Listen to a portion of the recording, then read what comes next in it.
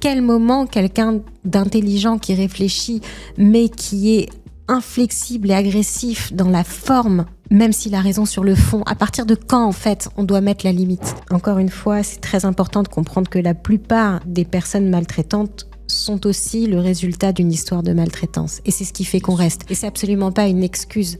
Mais j'avais perçu dès le début qu'il y avait un truc qui allait pas chez lui dès qu'on approchait certains sujets, comme la maniaquerie, la propreté, comme le fait de devenir père, qui était quelque chose qui l'impressionnait énormément. Et moi, quelque part, je trouvais ça très émouvant. Quelqu'un qui met sur un tel piédestal le fait de devenir père, de s'en sentir capable. Sauf que il y a toujours le moment où ça bascule dans l'irrationnel et où la préoccupation devient une psychose.